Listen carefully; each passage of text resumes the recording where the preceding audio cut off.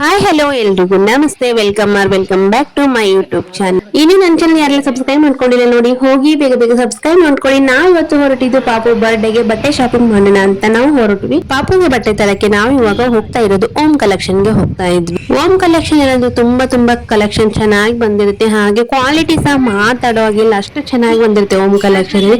ನೀವೇನಾದ್ರೂ ಬಟ್ಟೆ ಪರ್ಚೇಸ್ ಮಾಡಬೇಕು ಹಾಗೆ ಚಿಕ್ಕ ಮಕ್ಕಳು ತಗೊಳ್ಬೇಕು ಅಂದ್ರೆ ಡೆಫಿನೆಟ್ಲಿ ಒಂದ್ಸಲ ಓಮ್ ಕಲೆಕ್ಷನ್ ಗೆ ವಿಸಿಟ್ ಮಾಡಿ, ನಿಮ್ಗೆ ಗೊತ್ತಾಗುತ್ತೆ ಎಷ್ಟು ಚೆನ್ನಾಗಿದೆ ಅಲ್ಲ ಬಟ್ಟೆ. ಹಾಗೆ ಪ್ರೈಸ್ ಕೂಡ ಫೈನಲಿ ನಾವು ಓಮ್ ಕಲೆಕ್ಷನ್ ಗೆ ರೀಚ್ ಆದ್ವಿ.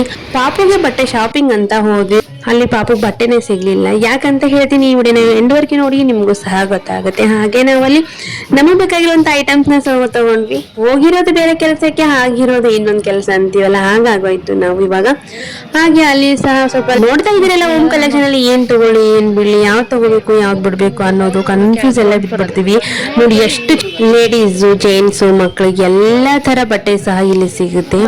ನಾವು ಯಾವಾಗ್ಲೂ ಬಂದು ಓಮ್ ಕಲೆಕ್ಷನ್ ಗೆ ಬಂದಿರ್ತೀವಿ, ಹಾಗೆ ಕ್ವಾಲಿಟಿ ಸಹ ಚೆನ್ನಾಗಿ ಬಂದಿರುತ್ತೆ.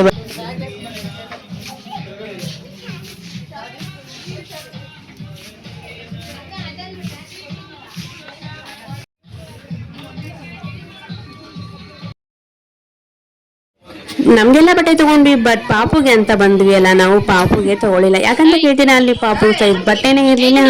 ಎಲ್ಲ ತಗೊಂಡು ಹಾಗೆ ಸೀದೆ ನಾವು ಬಿಲ್ಲಿಂಗ್ ಕೌಂಟ್ರಿಗೆ ಬಂದು ಬಿಲ್ ಮಾಡಿಸ್ಕೊಂಡು ಹೊರಗೆ ಬಂದು ನೋಡ್ತೀವಿ. ಅಪ್ಪ ಏನ್ ಕೇಳ್ತೀರಾ, ಮಳೆ ನೋಡ್ತಿದೀರಲ್ಲ, ಸಿಕ್ಕಾಪಟ್ಟೆ ಮಳೆ. ಹಾಗೆ ಹೊಟ್ಟೆ ತುಂಬಾ ಹಸಿವಾಗೋಗಿತ್ತು ಅಂತ ಹೇಳ್ಬಿಟ್ಟು ಅಲ್ಲಿ ಪಕ್ಕದಲ್ಲಿರುವಂತಹ ಹೋಟೆಲ್ಗೆ ಹೋಗಿ ಊಟ ಮಾಡ್ತಾ ಇದ್ವಿ. ಊಟ ಮುಗಿಸ್ಕೊಂಡು ಇನ್ನೇನ್ ಮನೆಗೆ ಹೊರಡ್ಬೇಕು ಅನ್ನೋ ಅಷ್ಟರಲ್ಲಿ ಸಿಕ್ಕಾಪಟ್ಟೆ ಮಳೆ.